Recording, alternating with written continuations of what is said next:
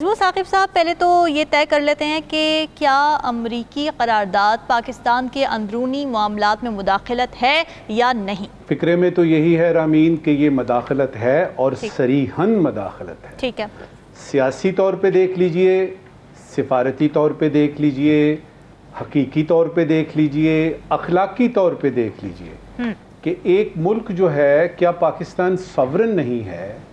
کیا اس کی کوئی انڈیپینڈنٹ حیثیت نہیں ہے؟ کیا یہ ریاست نہیں ہے؟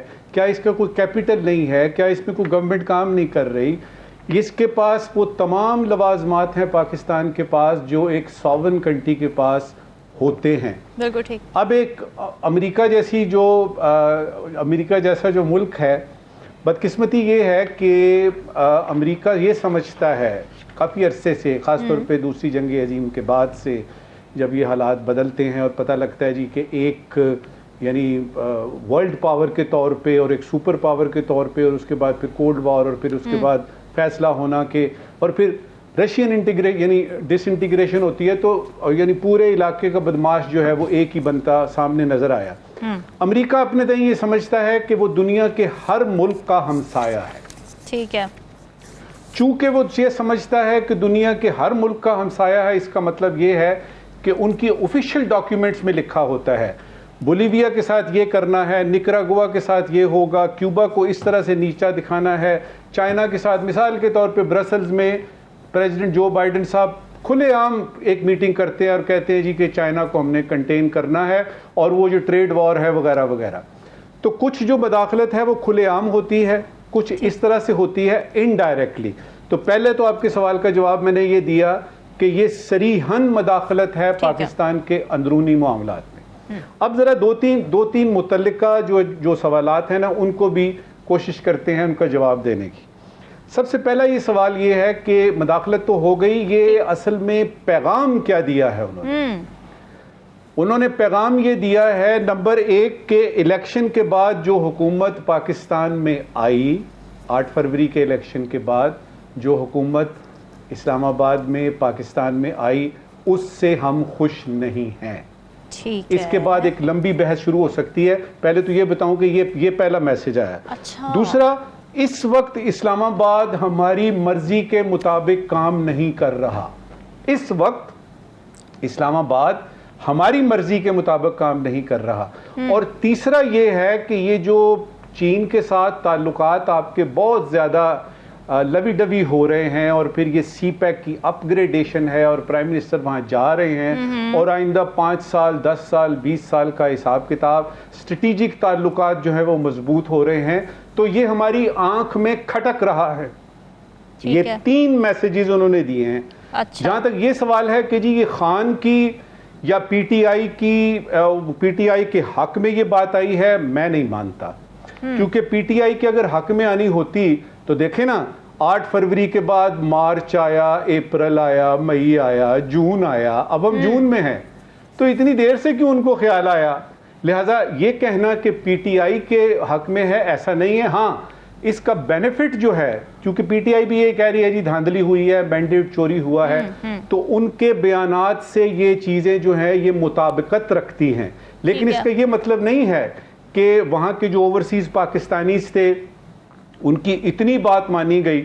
اگر اتنی بات ان کی مانی جاتی ہے تو ان سے یہ کیوں نہیں ایک ریزولوشن نکلواتے کہ وار آن ٹیرر پہ جو پاکستان نے کردار ادا کیا، امریکہ کی مدد کی، یا اس سے پہلے یعنی سوویت یونین کا باقاعدہ مقابلہ کیا، اس کے بھی تو حساب کتاب کرائیں نا یہ اوورسیز پاکستانیز۔ صحیح بات ہے۔ یہ آ جا کے اپنے ہی ملک میں مداخلت۔ اچھا جی، اب آتے ہیں جی اندرونی معاملات میں مداخلت کیا امریکہ کر سکتا ہے؟ یہ ایک اگلا سوال ہے۔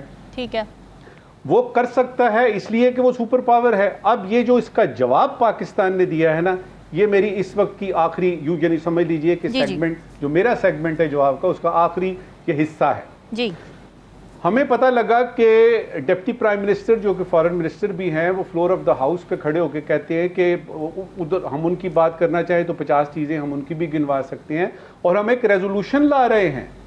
دیکھیے، اگر آپ یہ کہتے ہیں کہ یہ جو ریزولوشن آیا ہے یہ ہمارے اندرونی معاملات میں مداخلت ہے، تو کیا آپ آفیشیلی پارلیمنٹ میں امریکہ کے اندرونی معاملات میں مداخلت کرنے کی بات کر رہے ہیں.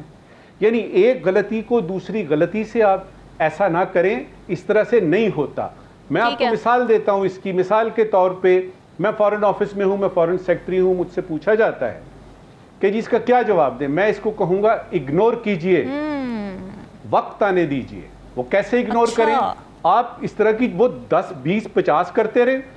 اول تو یہ نان بائنڈنگ ہے, یہ بائنڈنگ ہے ہی نہیں. چلیں جس کو آگے لے کے چلتے ہیں. یہ تو وائٹ ہاؤس پر بھی بائنڈنگ نہیں ہے. کیا کوئی انویسٹیگیشن؟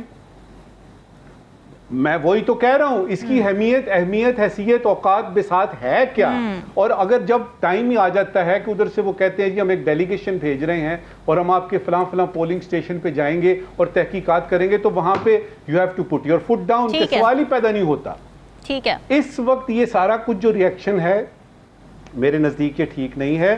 آپ اس کو, اور یہ تو بالکل نہ کیجئے گا کہ ان کی غلطی کو غلطی سے جواب دینے کے لیے آپ اس چیز کو مسکرا کے اگنور کیجئے.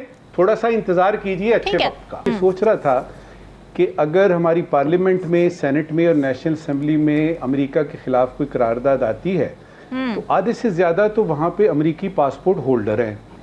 باقی آدھوں کے بچے, ان کے بھتیجے بھانجے وہاں پہ پڑھ رہے ہیں, اور جو تھوڑے سے بچ جاتے ہیں ان کو امریکی ویزا چاہیے. مجھے یہ بتائیے گا کہ اگر اس طرح کی کوئی قرارداد آئی تو ہوگا کیا اس کا؟ میں صرف یہ سوچ رہا تھا کہ ہم کن یعنی چکروں میں پڑے ہوئے ہیں, حقیقت کو کیوں نہیں فیس کرتے. حکومت بن رہی تھی تب انہوں نے وزارتیں لی نہیں, آئینی عہدے لے لیے, اور اب بجٹ کے اوپر بلیک میل یہ کہہ کر رہے ہیں کہ ہمیں وزارتیں چاہیے, پنجاب میں شامل کیا جائے, پارٹیسپیشن دی جائے. یہ پیپلز پارٹی کا یہ مسئلہ نہیں ہے, یہ مسئلہ آپ کی ساری سیاسی جماعتوں کا ہے. کیسے؟ نوٹ کیجئے کہ جب بھی کوئی سیاسی رہنما کسی بھی پارٹی سے بات کرتا ہے تو یہ اس طرح کی فکریں ہم سنتے رہتے ہیں نا جی, پاکستان تاریخ کے انتہائی نازک دور سے گزر رہا ہے. جی سنا آپ نے کئی دفعہ.